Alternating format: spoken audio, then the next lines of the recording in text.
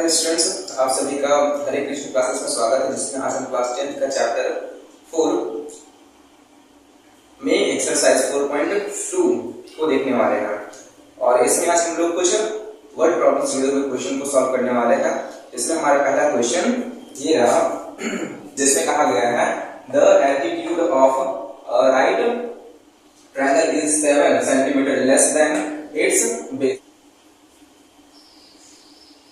Let the base of the right triangle x centimeter, then the altitude will be x minus 7 centimeter.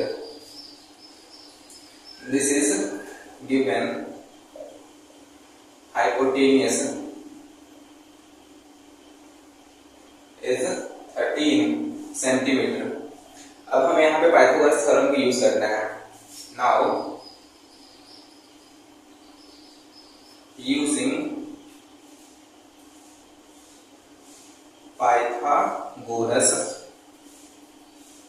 theorem, then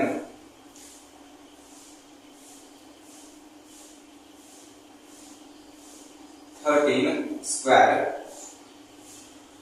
equal to x square plus x minus 7 का square, और 13 का square होता है 169 x square plus x square. इसे a minus B के whole square formula में break करना है। 14x। नाउ x स्क्वायर और x स्क्वायर ये 2x स्क्वायर हो जाएगा माइनस 14x प्लस 49 और इक्वल के 169 इक्वल के उस साइड जाने के बाद ये बन जाएगा हमारा minus 169 equal to 0। Now 2x square minus 14x, इन दोनों को सॉल्व करने पर हमें मिलेगा माइनस 120 इक्वल टू 0। तो यहाँ तक स्क्रीनशॉट ले लीजिए, इसके बाद मैं बोर्ड इरेज करने वाला हूँ।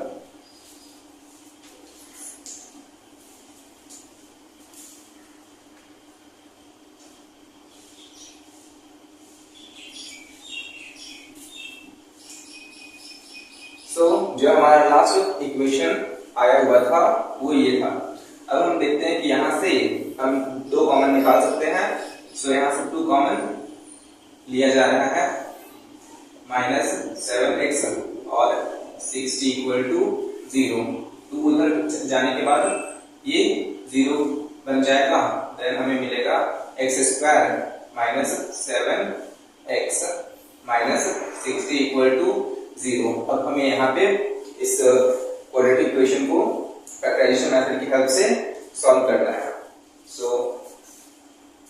फैक्टराइजेशन मेथड की हेल्प से सॉल्व करते हुए हमें ये देखना है कि जो x स्क्वायर का कोएफिशिएंट है 1 और जो कांस्टेंट टर्म है इसे मल्टीप्लाई करने पर हमें 60 मिल रहा है, और 60 को हमें ब्रेक कर देना है। तो ये ब्रेक होता है, ये ब्रेक होगा 12 इंटू 5। 12 5 जा 60 होता है, और इस पेयर का यूज करके हमें 7 बनाना है, एक्चुअली माइनस 7 बनाना है। सो हम यहाँ पे अगर माइनस 12 प्लस 5 करते हैं तो ये हमें माइनस 7 देता है। सो हमें माइनस 7 की जगह इसे पुट करना है। Then we get x square minus 12 plus 5 x minus 60 equal to 0 minus 12x plus 5x minus 60 equal to 0।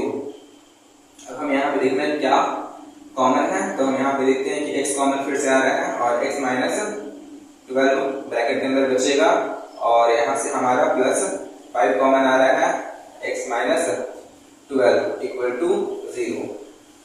So x minus 12 again common, then हमारा जो ब्रैकेट के अंदर बचेगा टर्म वो होगा x plus 5 equal to 0. अब हमें दोनों ही फैक्टर को 0 से इक्वेट कर देना है. then x minus 12 equal to 0 and x plus 5 equal to 0.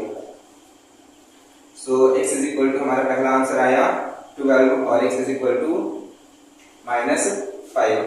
so चूंकि हम हमारा जो लेंथ होगा वो कभी भी नेगेटिव नहीं होगा, इसलिए हम यहाँ पे x is equal to 12 लेंगे. so यहीं पे हमारा आंसर आता है कि जो हमारा बेस